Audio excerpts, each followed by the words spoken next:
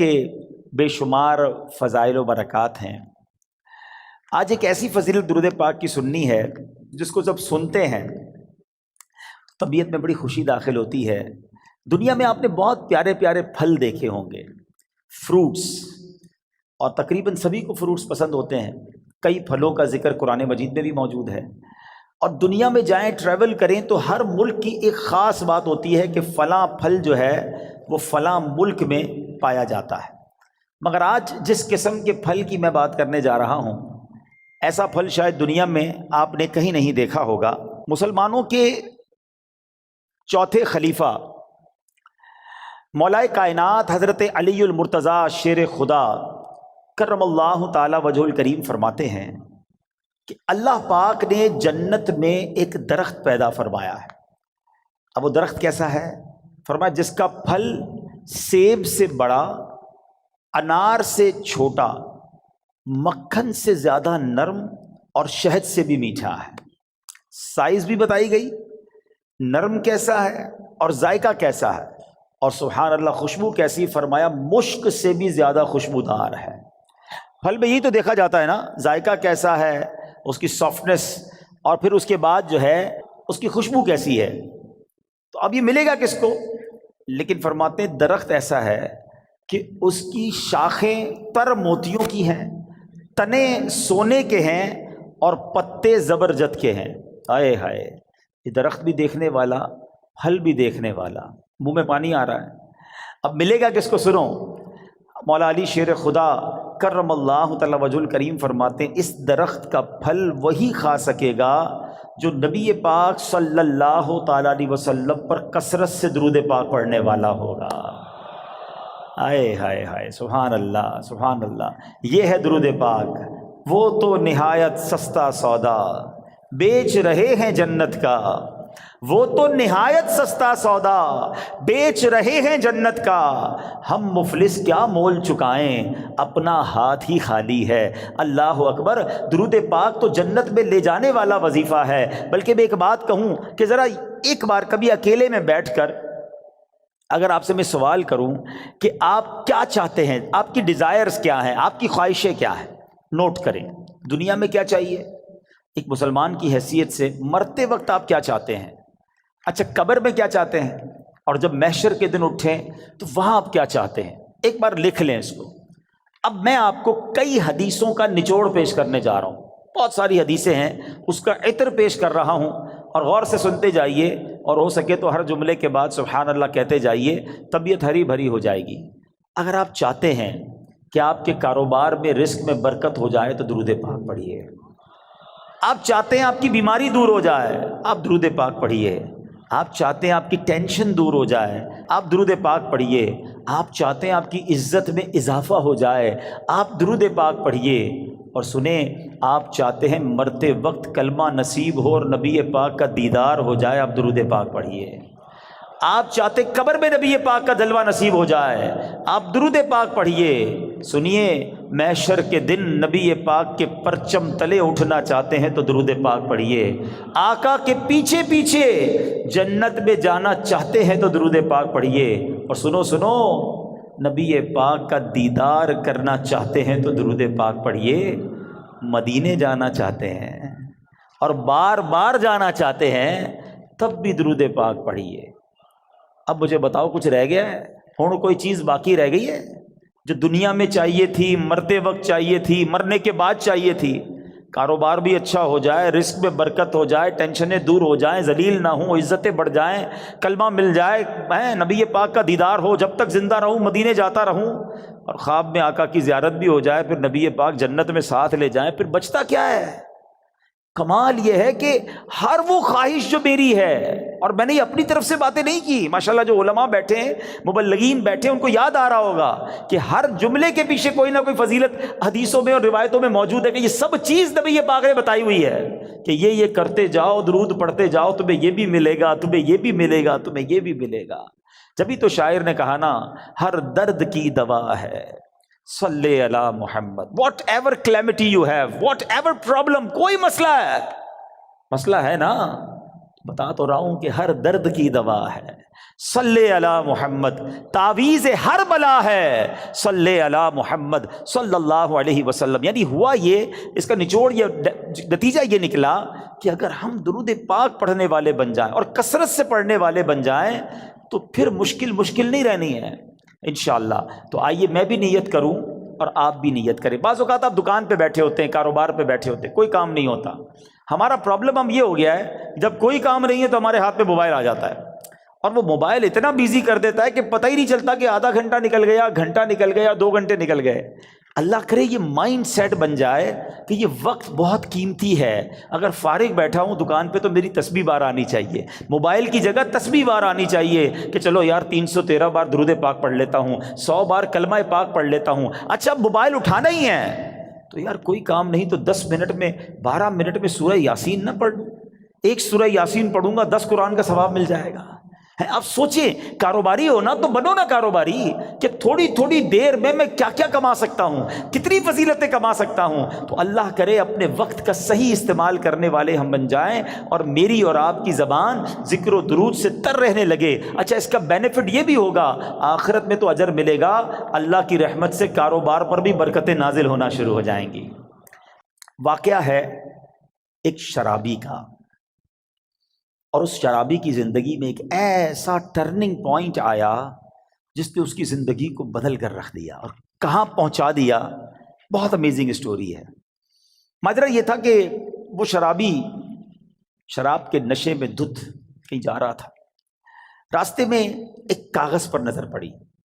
ماشاءاللہ یہاں قرآن پڑھنے والے، پڑھانے والے، اپنی دکانوں پر بھی ماشاءاللہ مدرسہ لگانے والے موجود ہیں۔ تو آج قرآن پاک کی صرف ایک آیت کی فضیلت کی میں نے بات کرنی ہے۔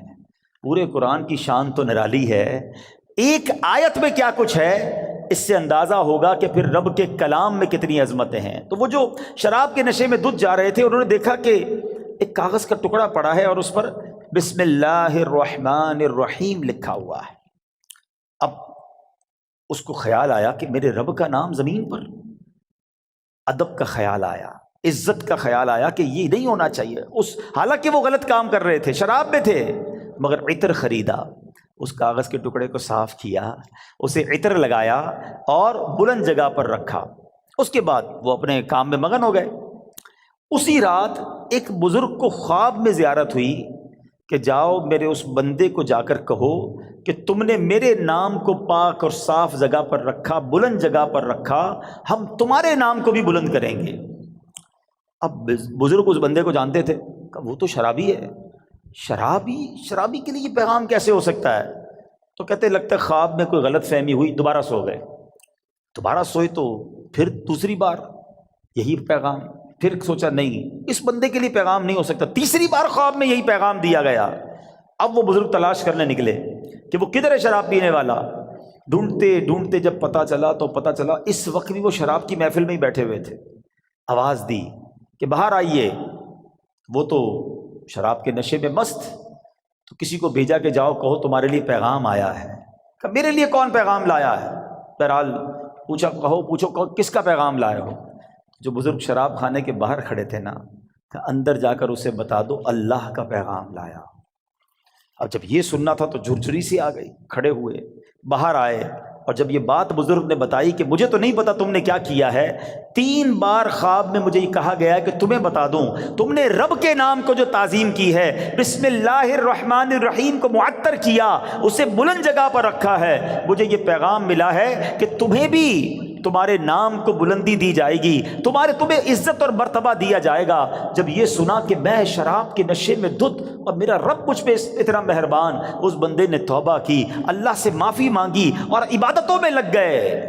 اے میرے پیارے اسلامی بھائیوں، یہ انقلاب جو شراب کے نشے میں دھت شخصیت کو اللہ کا ولی بنا گیا، یہ کون تھے؟ یہ کوئی اور نہیں، حضرت بشر حافی رحمۃ اللہ تعالی علیہ تھے۔ یہ زمانے کے ولی بنے، حافی کہتے ہیں ننگے پیر رہنے والے کو۔ آپ معرفت الہی اور اللہ کی یاد میں اتنے گم رہنے لگے کہ آپ چپل ہی نہیں پہنتے تھے، اور کتابوں میں لکھا کہ جب تک حضرت بشر حافی اس شہر میں رہے کوئی بھی چوپایا جو ہے نا راستے میں گندگی نہیں کرتا تھا، اس ادب کے ساتھ کہ کہیں بشر حافی کے پیر گندے نہ ہو جائیں۔ اور کتابوں میں آتا ہے کہ ایک بار کسی نے دیکھا کہ چوپائے نے گندگی کر دی ہے تو اس کے مالک نے سمجھ لیا کہ ہو نہ ہو بشر حافی کا انتقال ہو گیا ہے، اور جب معلوم کیا گیا تو ایسا ہی تھا کہ جب وہ زمانے سے وہ دنیا سے چلے گئے پھر چوپایوں نے راستے کے اندر گندگی کرنا شروع کی۔ یعنی جو اللہ کا ادب کرتا ہے، اللہ کے نام کی تعظیم کرتا ہے، اللہ کی مخلوق جو ہے وہ اس کی تعظیم کرنے لگ جاتی ہے۔ سبحان اللہ۔ تو اے میرے پیارے اسلامی بھائیوں، ادب جو ہے نا وہ بڑی کمال کی شے ہے۔ داتا حضور کی کشف المحجوب پڑھیں تو اس شاندار انداز سے آپ ادب کا درس دیتے ہیں۔ اور یاد رکھیے اسلام میں ادب کا جو ہے نا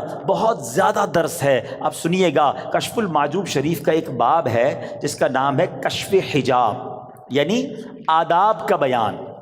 اس باب میں داتا گنج بخش علی حجویری رحمۃ اللہ تعالی علیہ نے بنیادی طور پر 3 چیزیں ذکر فرمائی۔ نمبر 1 ادب کسے کہتے ہیں، نمبر 2 ادب کی قسمیں کتنی ہیں، اس کی کیٹیگریز کیا کیا ہیں، اور نمبر 3 مختلف آداب زندگی اس میں بیان کیے گئے۔ اور سبحان اللہ، داتا گنج بخش جو ہے ادب کی اہمیت بیان کرتے ہوئے فرماتے ہیں کہ ہر شخص کے لیے اس کے مقام کے مطابق علیحدہ آداب ہیں۔ مروت، سنت اور عزت کی حفاظت ادب ہی کے ذریعے ہوتی ہے۔ اور پھر آپ نے قرآن پاک کی آیت جو ہمیں درس دیتی ہے آپ نے وہاں پر تحریر فرمائی۔ سبحان اللہ، اللہ قرآن میں کیا فرماتا ہے، یا ایھا الذین آمنوا قوا انفسکم واہلیکم نارا وقودھا الناس والحجارہ۔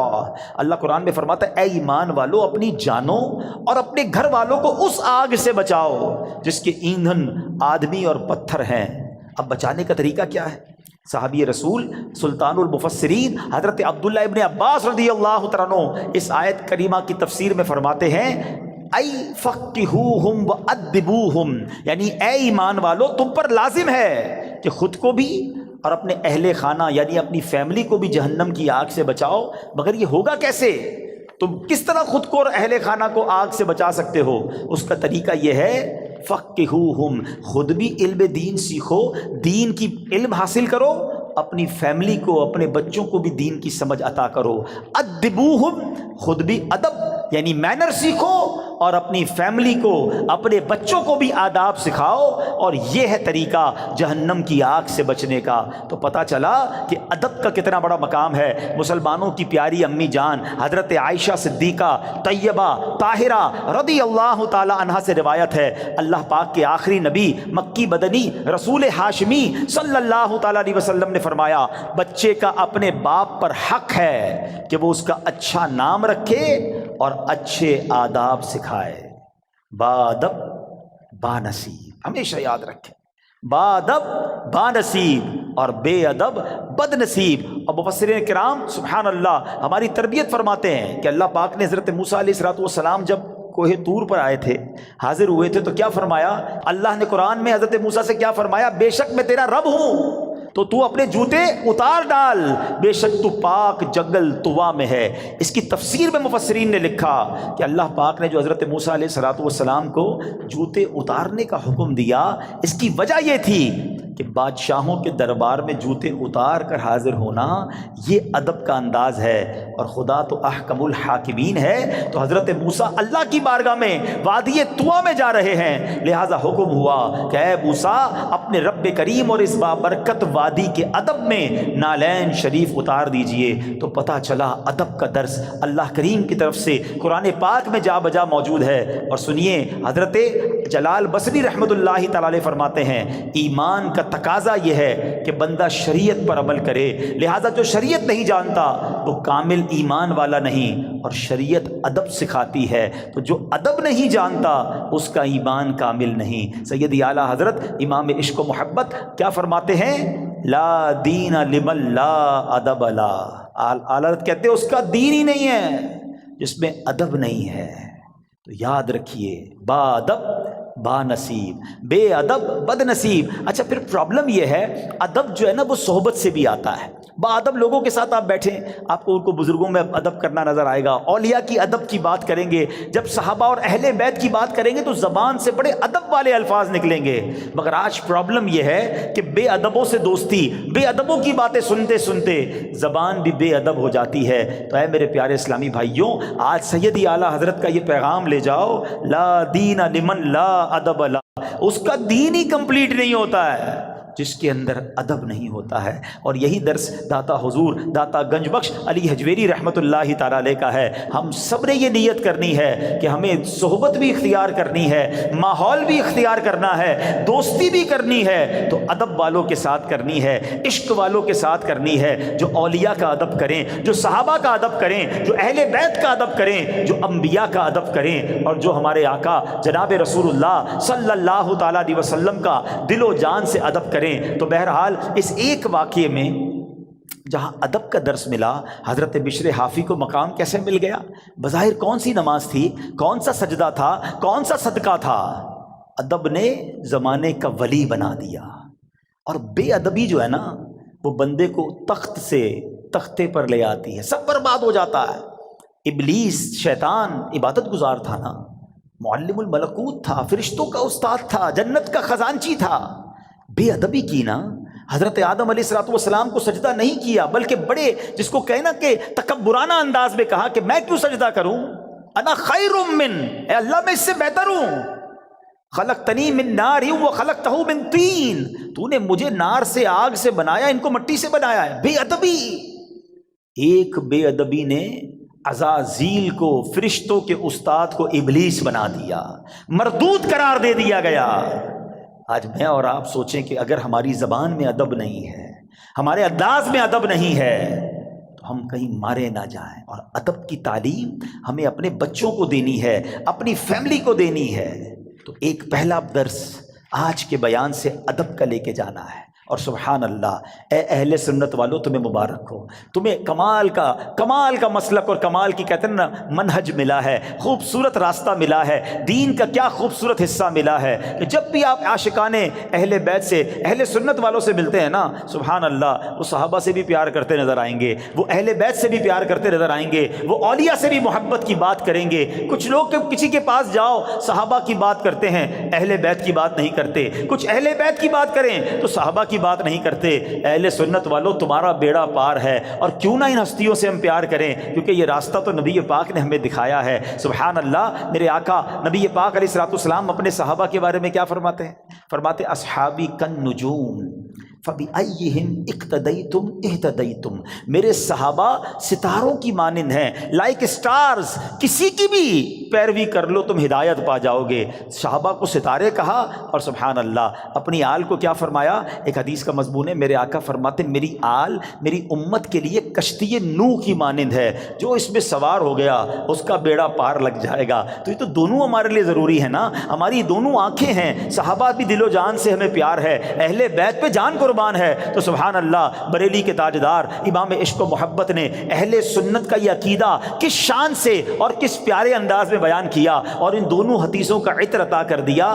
دیکھیں آج جو پڑھے لکھے لوگ بیٹھے ہیں، آج کل تو کمپاس وغیرہ آ گئے اور اس سے پانی کے جہاز راستہ ڈھونڈ لیتے ہیں، مگر ایک زمانہ ایسا تھا کہ کشتی چلانے والے ستاروں سے راستہ ڈھونڈتے تھے۔ تو دو چیزیں چاہیے ہوتی تھیں سفر کمپلیٹ کرنے کے لیے، اچھی کشتی اور ستارے۔ سبحان اللہ، اب دیکھو بریلی کے تاجدار کیا کہتے ہیں، فرماتے ہیں اہل سنت کا ہے بیڑا پار، اصحاب حضور نجم ہے اور ناؤ ہے عطرت رسول اللہ کی۔ نجم کہتے ستاروں کو، ہمارے تو ستارے صحابہ ہیں اور ہماری کشتی اہل بیت ہیں، تو پھر بیڑے نے پار ہی لگنا ہے نا انشاءاللہ۔ تو سبحان اللہ، ہر صحابی نبی، تو ادب، سب کا ادب، اولیاء کا ادب، بلکہ اولیاء کا، صحابہ کا، اہل بیت کا تو اپنی جگہ کرنا ہی کرنا ہے۔ ہمیں نارمل مسلمانوں سے بھی ادب سے بات کرنی ہے، ہمیں کیوں کسی کو ذلیل کرنا ہے، کیوں کسی سے لڑائی کرنی ہے، کیوں کسی کو طنز کرنا ہے۔ ایک بات یاد رکھیے گا، اللہ کریم نے اپنے اولیاء کو اپنے بندوں میں چھپا کر رکھا ہے. ہمیں نہیں پتا کون اللہ کا ولی. ہو سکتا ہے یہاں کوئی رب کے ایک نہیں ایک سے زیادہ ولی بیٹھے ہوں. اچھا علماء یہ بھی بتاتے ہیں کہ اس بندے کو بھی نہیں پتا ہوتا کہ وہ ولایت کی منزل میں پہنچ چکا ہے. اللہ جسے چاہے اپنا ولی بنا لے. تو اب ہم اللہ کے کسی ولی سے لڑ رہے ہیں, اس کو ڈانٹ رہے ہیں, اس کو جھڑک رہے ہیں, اس کو ذلیل کر رہے ہیں کیونکہ میرا ملازم ہے, کیونکہ وہ غریب ہے, اس لیے نہیں. اگر وہ رب کا ولی ہے, ویسے تو عام مومن کو بھی تنگ نہیں کر سکتے, لیکن ولایت کی بات دیکھیں. جتنا چھوٹا سا میرا مطالعہ ہے, علماء بھی بیٹھے ہیں, اب تک جو میں نے پڑھا ہے, دو ہی باتوں میں میں نے یہ پڑھا ہے کہ جہاں اللہ سے جنگ کرنے کی بات کی گئی ہے, اور یہ کتنی خطرناک بات ہے. نمبر ایک, سود کا کام کرنے والا. اے میرے تاجران بھائیوں, کبھی بھی سود نہ لینا نہ دینا, سود کا کاروبار مت کرنا, اس کے قریب مت جانا, کیونکہ اس کے بارے میں نبی پاک نے جو فرمایا, حدیث پاک کا مضمون ہے, وہ ایسا ہے جیسا اس نے رب سے جنگ کیا. اللہ سے جنگ, یار اللہ سے جنگ کر کے کوئی جیت سکتا ہے؟ برباد ہی ہوگا نا, تباہ و برباد ہو جائے گا. ہم نے سود کا کام کرنے والوں کو اینڈ آف دا ڈے برباد ہوتے ہی دیکھا ہے. اور جو دوسری روایت نظروں سے گزری ہے نا, فرمایا جس نے اللہ کے ولی سے دشمنی کی وہ ایسا ہے جیسے اس نے رب سے جنگ کا اعلان کر دیا, یا اللہ اس سے اعلان جنگ فرماتا ہے. اب سوچ لو, اگر کسی ولی سے ہی دشمنی ہو گئی, اللہ کے کسی بندے سے دشمنی لے کے بیٹھے ہیں, لڑائی کر رہے ہیں, تنگ کر رہے ہیں, اور کیا پتہ وہ اللہ کی بارگاہ میں کیا مرتبہ رکھتا. ادب, پیار, محبت, درگزر. کوئی غریب بھی ہے تو ہمیں نہیں پتا اللہ کی بارگاہ میں اس کا کیا مرتبہ ہے. بلکہ احادیث میں تو یہ مضمون نبی پاک نے سمجھے صراحت کر دی اور ڈیفائن کر دیا, کہ جس کا مضمون یہ کہ کچھ لوگ ایسے ہوتے ہیں جن کے بال بکھرے ہوتے ہیں, پرا گندا بال, میلے کچیلے کپڑے, محفل میں کوئی انہیں بلاتا نہیں ہے, نہ آئے تو کوئی نوٹس بھی نہیں کرتا, مگر اللہ کی بارگاہ میں ان کا یہ مرتبہ ہوتا ہے کہ اگر وہ قسم اٹھا لیں تو رب وہ قسم پوری فرما دیتا ہے. اب سوچیں, ایسے تو بہت سارے لوگ ہمارے قریب بیٹھے ہوتے ہیں. اچھا بعض اوقات قریب آتا تو بٹھاتا بھی کوئی نہیں انہیں. نہ کیا کرو ایسا. ہو سکتا ہے کہ میری مشکلیں, میری پریشانیاں, ہماری ڈیفیکلٹیز, ہمارا کاروبار نہ چلنا, گھر کی بیماریاں, اس کی وجہ یہ ہو کہ میں کسی اللہ کے ولی کو تنگ کر بیٹھا ہوں, بے ادبی کر بیٹھا ہوں. اپنی زبان میں نرمی لائے نا. کسی بڑے اس کو نا سمجھدار آدمی نے ایک بات کہی ہے کہ میٹھا کھانے سے شوگر ہوتی ہے, میٹھا بولنے سے شوگر نہیں ہوتی ہے. میٹھا بولنا شروع کر دو نا یار, میٹھا بولنا ہی چھوڑ دیا ہم نے. میٹھے بول اپنائیں, سب کے ساتھ پیار سے بات کریں. کچھ لوگوں کا انداز ہی بڑا روب والا ہوتا ہے, اور پھر کیا ہوتا ہے, کہتے ہیں نا زبان میں ہڈی ہوتی نہیں مگر کئی ہڈیاں توڑوا دیتی ہے.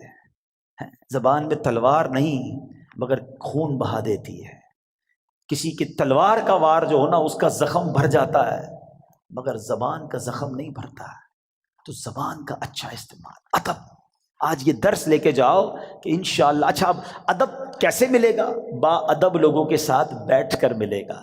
تو الحمدللہ دعوت اسلامی کا ماحول جہاں آپ کو ادب ہی سکھایا جاتا ہے. بچوں سے بھی شفقت کرنی ہے, بڑوں سے بھی پیار سے بات کرنی ہے, بزرگوں سے کیسے بات کرنی ہے, اولیاء, صحابہ, اہل بیت, ازواج مطہرات, امہات المومنین, ادبی کی بات آپ کو ملے گی. بے ادبی کا اسٹائل ہے ہی نہیں. تو یہاں رہو, انشاءاللہ با ادب بن جائیں گے. ہم اللہ سے دعا کرتے ہیں, نبی پاک کی بارگاہ میں التجا کرتے ہیں کہ حضور ہمیں اپنے با ادب غلاموں میں ہی شامل رکھیے گا. بڑا پیارا شعر ہے نا کلام کا, محفوظ شاہ رکھ نہ صدا بے ادبوں سے, محفوظ شاہ رکھ نہ صدا بے ادبوں سے, اور مجھ سے بھی سر زد نہ کبھی بے ادبی. تو انشاءاللہ با ادب رہیں گے انشاءاللہ. اب دوسرا درس اس واقعے سے کیا ملتا ہے؟ سبحان اللہ, بسم اللہ الرحمن الرحیم. ایک آیت, اس کا کمال ہی اور ہے, اس کے راز ہی اور ہیں, اس کے اسرار ہی اور ہیں. قرآن پاک کی تو شان ہی نرالی ہے, مگر آج فقط کچھ باتیں میں آپ کو اللہ کے اس مبارک کلام کی اس ایک آیت کے رموز, اسرار, سیکرٹس, فضائل سنے تو عقل حیران ہو جاتی ہے. سبحان اللہ. بے ایمانوں کو ایمان دینے والی یہ آیت ہے. ذرا واقعہ سنیے گا. ایک یہودی تھا, نان مسلم, ایک یہودن پر عاشق ہو گیا. اور عشق مجازی کا اس پر ایسا غلبہ ہوا کہ یہ مجنون جیسا ہو گیا، نہ کھانے پینے کا ہوش تھا، نہ آرام کرتا تھا، بڑا پریشان۔ اس زمانے میں اللہ کے ایک ولی تھے حضرت عطا رحمۃ اللہ تعالیٰ علیہ، ان کے پاس آیا اور کہا کہ حضور میں بہت پریشان ہوں، وہ فلاں سے عشق ہو گیا ہے، چین ہی نہیں آتا۔ آپ اللہ والے تھے، آپ نے ایک کاغذ کے ٹکڑے پر بسم اللہ الرحمن الرحیم لکھا اور کہا یہ کھا جاؤ۔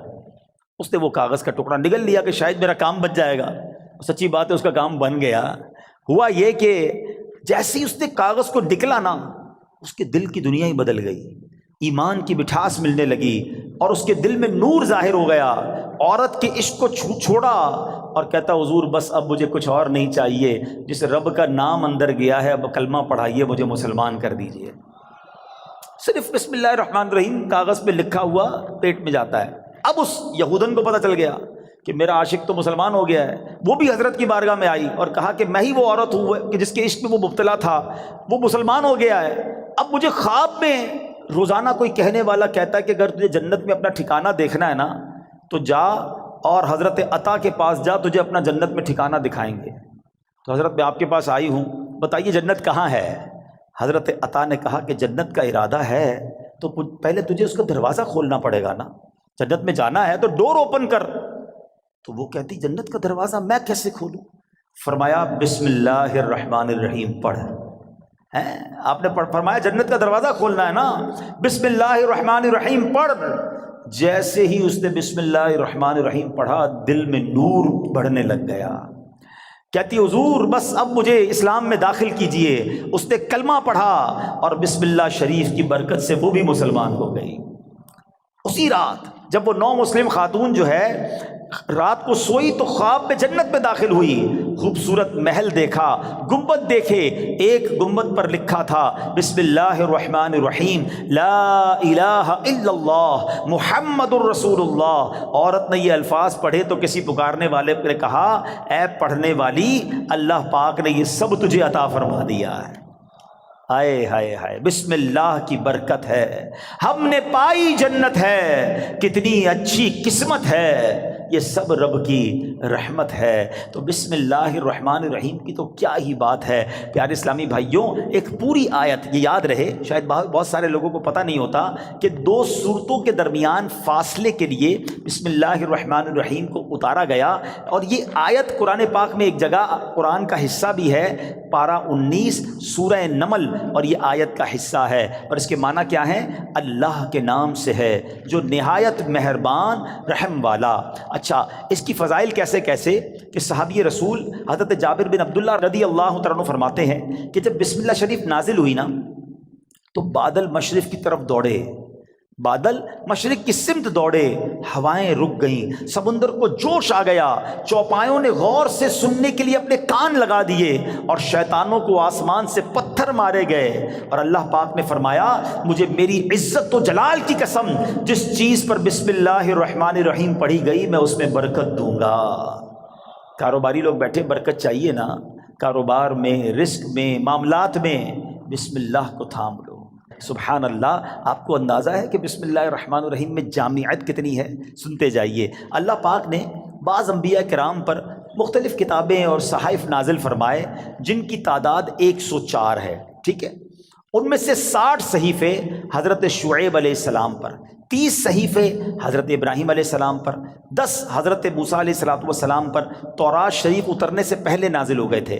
پھر 4 بڑی کتابیں ہیں، تورات شریف، زبور شریف، انجیل مقدس اور قرآن مجید، ٹھیک ہے؟ اچھا، ان تمام صحیفوں کے مضامین قرآن پاک میں ہیں۔ قرآن پاک کے سارے مضمون سورہ فاتحہ میں ہے، اور سورہ فاتحہ کا سارا مضمون بسم اللہ الرحمن الرحیم میں ہے۔ اور سنو، بسم اللہ الرحمن الرحیم کا سارا مضمون بسم اللہ کے حرف با میں موجود ہے، اور اس کے معنی کیا ہے؟ بی کان ما کان و بی یکون ما یکون، یعنی جو کچھ بھی ہے مجھ یعنی اللہ پاک ہی سے ہے، اور جو کچھ ہوگا مجھ یعنی اللہ پاک سے ہی ہوگا۔ اللہ اکبر۔ یہ کمال ہے بسم اللہ الرحمن الرحیم کا کہ تمام صحیفوں اور قرآن مجید کا نچوڑ اس کے اندر موجود ہے۔ اور سبحان اللہ، بسم اللہ کے فضائل کتنے! امام فخر الدین رازی رحمۃ اللہ تعالی علیہ فرماتے ہیں بسم اللہ الرحمن الرحیم کے 19 حروف ہیں، ٹھیک ہے، اور دوزخ پر عذاب دینے والے فرشتے بھی 19 ہیں۔ تو آپ فرماتے ہیں کہ امید ہے ایک ایک حرف کی برکت سے ایک ایک فرشتے کا عذاب دور ہو جائے گا۔ بسم اللہ پڑھتے رہا کرو۔ اچھا، آپ فرماتے ہیں دن میں کتنے گھنٹے؟ دن رات میں 24 گھنٹے ہیں۔ فرماتے 5 گھنٹے 5 نمازوں میں گھیر لیے، 19 گھنٹوں کے لیے بسم اللہ الرحمن الرحیم کے 19 حروف عطا فرمائے۔ پس جو خوش نصیب بسم اللہ الرحمن الرحیم کا ورد کرتا رہے اور نماز 5 وقت پڑھتا رہے، اس کا ہر گھنٹہ عبادت میں کاؤنٹ ہوتا رہے گا۔ تو یہ کمال کا وظیفہ ہے۔ نارملی ہماری توجہ اس طرف نہیں جاتی ہے۔ اچھا، بعض اوقات ہم لوگ کہتے ہیں ہمارے کام ادھورے رہ جاتے ہیں، کام شروع کرتے ہیں، ڈیل بنتے بنتے رہ جاتی ہے، کام ادھورا رہ جاتا ہے، پوری نہیں ہو پاتی ہماری بات۔ سنیے، اللہ پاک کے پیارے اور آخری نبی صلی اللہ تعالیٰ علیہ وسلم نے فرمایا جو بھی اہم کام بسم اللہ سے شروع نہیں کیا جاتا وہ ادھورا رہ جاتا ہے۔ غور فرمائیے، یہ کیسی محرومی ہے! اگر اچھے اور اہم کام سے پہلے بسم اللہ نہ پڑھی جائے تو کام ادھورے رہ جاتے ہیں، اس میں برکت نہیں ہوتی۔ اب ہو سکتا ہے کہ ذہن میں خیال آئے کہ میں تو بسم اللہ نہیں پڑھتا، پھر بھی کام پورے ہو جاتے ہیں۔ تو اس کا جواب یہ ہے کہ کام کا بظاہر پورا ہو جانا اور بات ہے، اور اس میں برکت کا نہ ہونا اور۔ مثلا کسی نے بغیر بسم اللہ کے کھانا کھایا، کھانا پیٹ میں بھی گیا، پیٹ بھر بھی گیا، لیکن اب اس میں برکت اسے حاصل نہیں ہوگی، کھانا پوری طرح ہضم نہیں ہوتا، یا بعض اوقات جزو بدن نہیں بنتا، بہت ساری جناب اس میں پرابلم رہتی ہیں۔ تو بہرحال ہمیں جو ہے بسم اللہ شریف کا ورد کرنا چاہیے، اور ایسے ایسے واقعات اس کے فضائل میں کتابوں میں لکھے۔ امیر اہل سنت نے اپنی شورۂ آفاق کتاب فیضان سنت میں ایک کمال کا واقعہ لکھا کہ ایک مبلغ جو ہے، ایک داعی جو ہے، بسم اللہ کے فضائل بیان کر رہے تھے، تو ایک غیر مسلم عورت بھی بیٹھی تھی۔ لڑکی نے سنا کہ بسم اللہ کی اتنی فضیلت ہے، تو اب اس نے جناب اسلام قبول کر لیا۔ اب اس کی زبان پر ہر وقت بسم اللہ رہتا تھا۔ تو اب جو اس کا والد تھا نا، غیر مسلم تھا، وہ بڑا غصے میں آیا، طرح طرح کی تکلیفیں دینے لگا کہ کسی طرح اپنی بیٹی کو جو ہے وہ تکلیف دے کر اسلام سے پھیر لے، اور اگر نہیں مانتی تو اب اس پر کوئی الزام لگائیں تاکہ یہ قتل کر دی جائے۔ تو لڑکی کا باپ جو بادشاہ کا وزیر تھا، ایک دن اس نے شاہی مہر والی انگوٹھی اپنی بیٹی کو رکھنے کے لیے دی۔ بیٹی نے انگوٹھی لی اور بسم اللہ الرحمن الرحیم کہہ کر انگوٹھی پہلے وصول کی، بسم اللہ الرحمن الرحیم پڑھ کر، اور اس کے بعد اس نے بسم اللہ الرحمن الرحیم پڑھ کر جیب میں ڈال دی۔ رات کو جب وہ سوئی تو والد نے انگوٹھی جیب سے نکالی اور دریا میں ڈال دی کہ اب صبح جب انگوٹھی نہیں ہوگی تو اس کو پکڑا دوں گا اور یہ ماری جائے گی۔ تو اب جیسے ہی وہ انگوٹھی دریا میں ڈالی، اللہ کا کرنا ایسا ہوا کسی مچھلی نے وہ انگوٹھی کو نگل لیا۔ صبح کو ایک شکاری نے جال ڈالا، اتفاق سے وہی مچھلی جال میں آ گئی۔ اس نے لا کر، وہی مچھیرے نے اسی وزیر کو وہ مچھلی لا کے تحفے میں دی۔ وہ وزیر جو ہے اپنی بیٹی کو مچھلی دیتا ہے کہ بیٹی اس کو پکاؤ، تو بیٹی نے بسم اللہ الرحمن الرحیم پڑھ کر جو ہے وہ مچھلی کو کھولا، اس کو چاک کیا، اندر وہی انگوٹھی موجود تھی۔ پھر بسم اللہ پڑھی اور انگوٹھی اپنے پاس رکھ لی۔ والد صاحب نے ناشتے کے بعد کہا بیٹی وہ انگوٹھی کدھر ہے؟ بسم اللہ پڑھ کر وہ انگوٹھی واپس کر دی کہ یہ انگوٹھی واپس آ گئی۔ اللہ اکبر! اب باپ حیران کہ یہ کیسے ہوا؟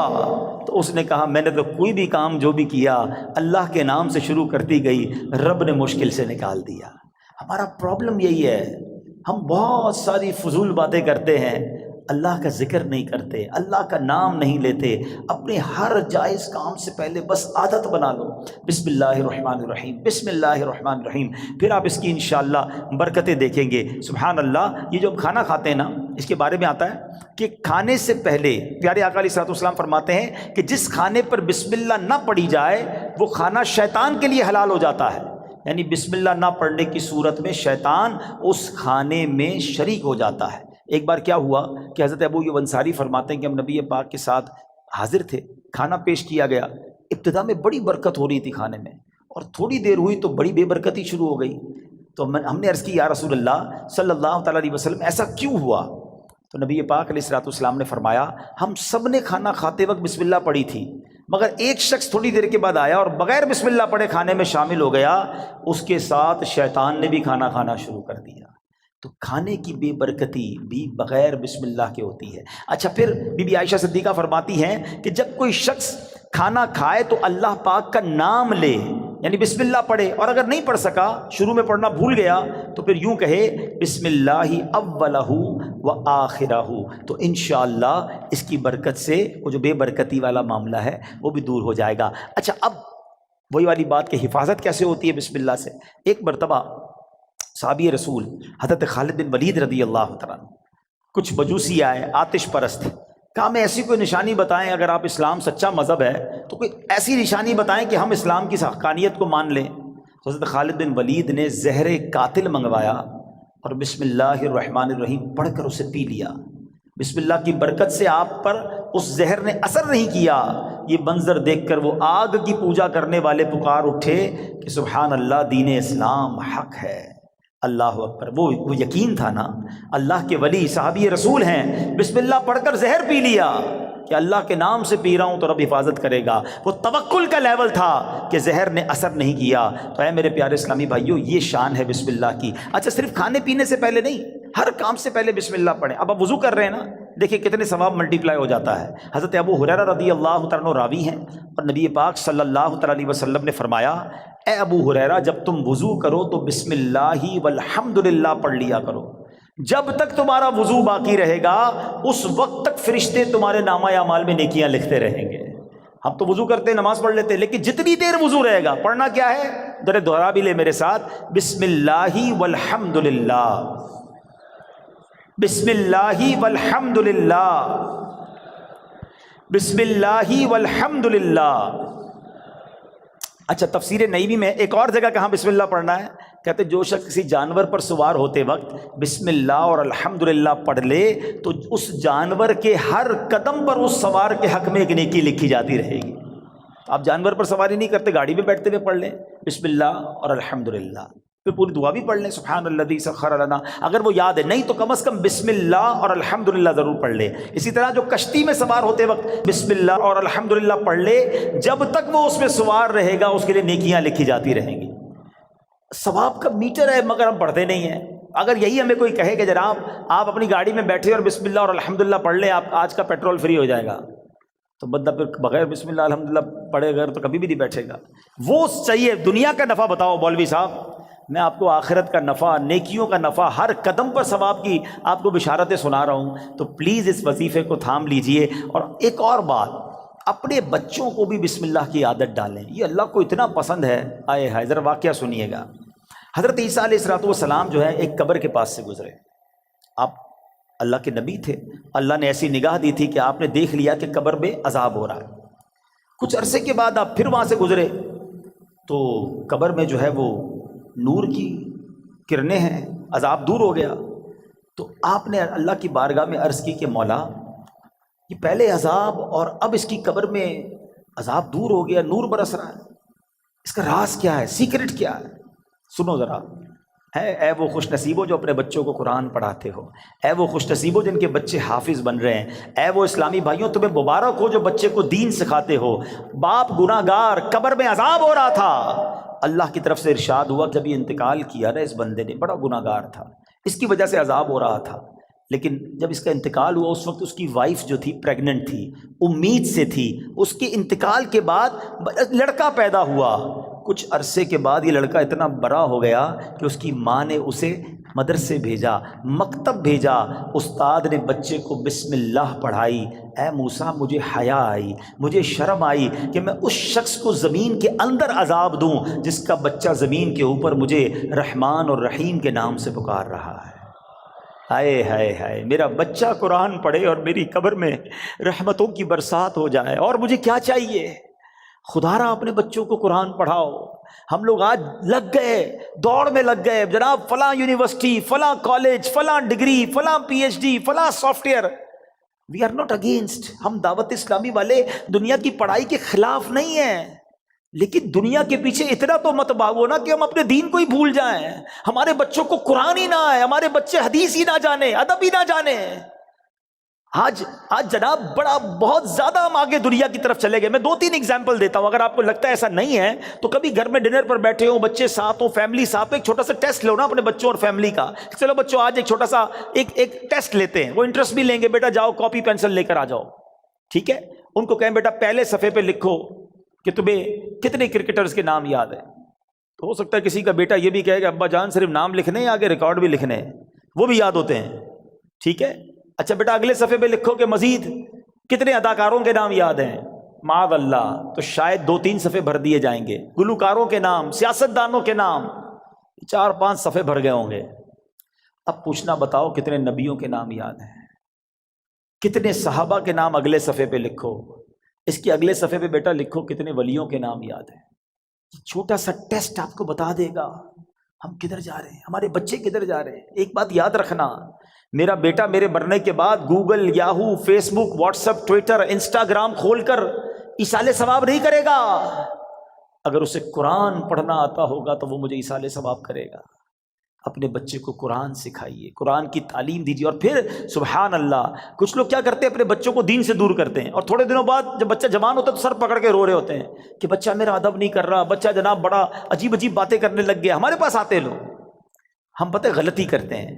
واللہ آپ اپنے بچے کو دین کے حوالے کر دو, جب وہ دین پڑھے گا تو دین اس بچے کو آپ کے حوالے کر دے گا. قرآن کہے گا ماں باپ کا ادب کرو, انہیں اف نہ کہنا. نبی پاک کی حدیث پڑھے گا تو وہاں سکھایا جائے گا کہ محبت سے اپنے ماں باپ کو دیکھو گے تو جنت کا ثواب ہے. ارے وہ اونچی آواز میں آپ سے بات نہیں کرے گا کہ ماں باپ ناراض ہو گئے, تو نبی پاک نے فرمایا جس کے ماں باپ راضی اس سے اس کا رب راضی, جس سے ماں باپ ناراض اس سے اس کا رب ناراض. تو پتہ یہ چلا بچہ دیندار بن گیا تو انشاءاللہ میرا بھی با ادب بن جائے گا, بچہ میرا بھی فرما بردار بن جائے گا. اگر میں نے اپنے بچے کو دین سے دور کیا تو کبھی وہ میرے ہی آگے کھڑا ہو جائے گا. دنیا میں ایک دستور سا بن گیا ہے, سب کے لیے نہیں کہتا مگر میجورٹی ایسا دیکھا گیا کہ جب بچہ دنیا میں ترقی کرتا ہے نا تو ماں باپ کو ڈر لگتا ہے کہ کہیں بچے کو برا نہ لگ جائے. بڑا افسر ہے, بڑا جناب نام والا ہے, بڑی ڈگری والا ہے, سب کے لیے نہیں کہہ رہا ہے. ماں باپ ڈرتے ہوئے بات کرتے ہیں کہ جناب برا نہ لگ جائے. اور جب بچہ دین میں بڑا ہو جاتا ہے نا, عالم بن جائے, مفتی بن جائے, تو اب اس عالم اور اس مفتی کو ڈر لگتا ہے کہ کہیں میرے ماں باپ ناراض نہ ہو جائیں. یہ فرق سمجھو. تو اپنے بچے کو قرآن پڑھائیے, دین سکھائیے. یہ بچہ آپ کا نیک بن گیا نا, خدا نہ خواستہ اگر میرے گناہوں کی سبب اگر کوئی گڑبڑ قبر میں ہو بھی گئی نا تو نیک اولاد کی دعا, نیک اولاد کا عمل جو ہے وہ انشاءاللہ مغفرت کا ذریعہ بن جائے گا. تو اپنی اولاد کو اپنے لیے ہمیں صدقہ جاریہ بنانا ہے. سبحان اللہ. مولا علی شیر خدا نے ایک بڑا پیارا وظیفہ دیا, اور شاید اب جو میں وظیفہ بتانے جا رہا ہوں جتنے لوگ یہاں موجود ہیں سب کو اس وظیفے کی ضرورت ہے. مولا علی شیر خدا کرم اللہ تعالی وجہ الکریم سے بیسیکلی تو یہ روایت ہے, وظیفہ تو نبی پاک علیہ الصلوۃ والسلام نے عطا فرمایا. آقا فرماتے اے علی میں تمہیں ایسے کلمات نہ بتا دوں جنہیں تم مصیبت کے وقت پڑھ لو. عرض کیا حضور ضرور. ارشاد فرمائے میری جان آپ پر قربان, تمام اچھائیاں ہم نے آپ ہی سے تو سیکھی ہیں. پیارے آقا علیہ الصلوۃ والسلام نے فرمایا جب تم کسی مشکل میں پھنس جاؤ اس طرح پڑھو, بسم اللہ الرحمن الرحیم ولا حول ولا قوت الا باللہ العلی العظیم. پس اللہ پاک اس کی برکت سے جن بلاؤں کو چاہے گا دور فرما دے گا. اچھا اس وظیفے کو میں نے بھی کئی بار ٹرائی کیا ہے. میں نے الحمدللہ پہلے امیر اہل سنت کو دیکھا. مثال کے طور پہ آپ کہیں پھنس گئے, آپ کا ٹریفک میں گاڑی پھنس گئی ہے, گاڑی خراب ہو گئی ہے, فلائٹ کا ٹائم ہو گیا ہے, ٹرین کا ٹائم ہو گیا ہے, اور آپ کو لگتا ہے اب نہیں پہنچ سکیں گے, یا کسی بھی مشکل میں آپ پھنس گئے ہیں, آپ بسم اللہ الرحمن الرحیم ولا حول ولا قوت الا باللہ العلی العظیم. پھر آپ دیکھیں مشکلیں کیسے آسان ہوتی ہے. اب مثال کے طور پہ کوئی چیز گم ہو جائے, قرضہ آ جائے, کاروبار میں کوئی نقصان ہونے لگے, کوئی چیز میں گڑبڑ ہو جائے, کسی بھی پریشانی میں ہیں, آپ یہ وظیفہ یاد کر لو. ذرا مل کے دوہرا لو, بسم اللہ الرحمن الرحیم ولا حول ولا قوت الا باللہ العلی العظیم. تو یہ بڑے کمال کا وظیفہ ہے. ہاں اچھا, اب بیماری کے بہت ساری بیماریوں کا علاج ہے. آخری بیان کے اینڈ میں ایک دو باتیں تاکہ تعویذ وظیفہ بھی مل جائے, آپ کو فائدہ رہے گا. ایک شخص کو بخار آ گیا تو حضرت شیخ فقی ولی عمر بن سعید رحمۃ اللہ تعالی کی ان کی عیادت کے لیے آئے. جاتے ہوئے ایک تعویذ عنایت فرمایا کہ آپ کھول کر مت دیکھنا. ان کے جانے کے بعد اس نے تعویذ پہنا تو بخار فوراً چلا گیا. اس سے رہا نہیں گیا، اسے تعویذ کھولا کہ ایسا کیا لکھا کہ یوں بخار چلا گیا، تو اس میں بسم اللہ الرحمن الرحیم لکھا تھا۔ دل میں وسوسہ آیا تو یہ تو کوئی بھی لکھ سکتا ہے، ابھی عقیدت میں کمی آئی تو فوراً بخار بڑھنا شروع ہو گیا۔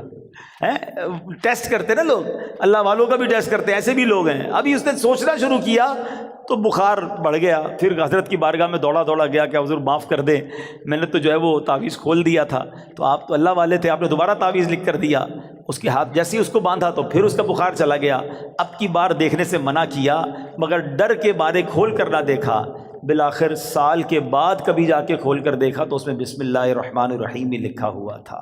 تو سبحان اللہ، اس کی خوب برکتیں ہیں۔ اور بتایا گیا کسی کی نکسیر پھٹ جائے نا، بعض اوقات خون نکل رہا ہوتا ہے، تو پیشانی سے بسم اللہ الرحمن الرحیم لکھنا شروع کرے اور ناک کی نوک تک، یعنی یہاں سے لکھنا شروع کرے اور یہاں تک ختم کرے، تو انشاءاللہ عز و جل اس کی جو ہے وہ خون آنا جو ہے وہ بند ہو جائے گا۔ بہرحال بہت سارے وظائف ہیں، ایک اور وظیفہ آخر میں لے لیں۔ جو شخص، بہت سارے ایسے لوگ ہوں گے جو کاروباری مشکل کا، آج کل مہنگائی بھی بہت ہے، گزارا بھی نہیں ہو رہا، تو غور سے وظیفہ لے جائیں، کل سے کرنا شروع کر دیں کہ جو شخص طلوع آفتاب کے وقت سورج کی طرف رخ کر کے بسم اللہ الرحمن الرحیم 300 بار اور درود شریف 300 بار پڑھے، اللہ تعالیٰ اس کو ایسی جگہ سے رزق عطا فرمائے گا جہاں اس کا گمان بھی نہیں ہوگا۔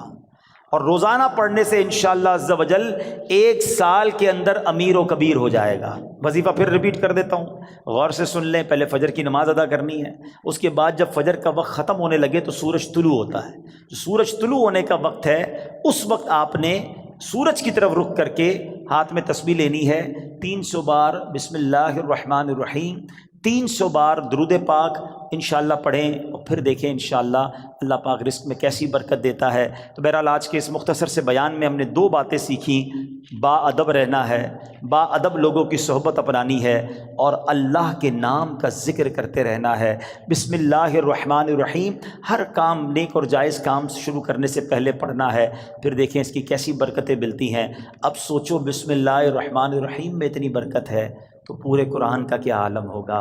مبارک ہو انہیں جو قرآن پاک پڑھنے والے ہیں، پڑھانے والے ہیں۔ آپ کو ایک اور فضیلت سنا دوں جو مدرسۃ المدینہ بالغان والے ہیں، آئے ہائے، حضرت عثمان غنی رضی اللہ تعالیٰ عنہ، اور آپ فرماتے ہیں خیرکم من تعلم القرآن وعلمہ، تم میں بہترین وہ ہے جو قرآن سیکھے اور دوسروں کو سکھائے۔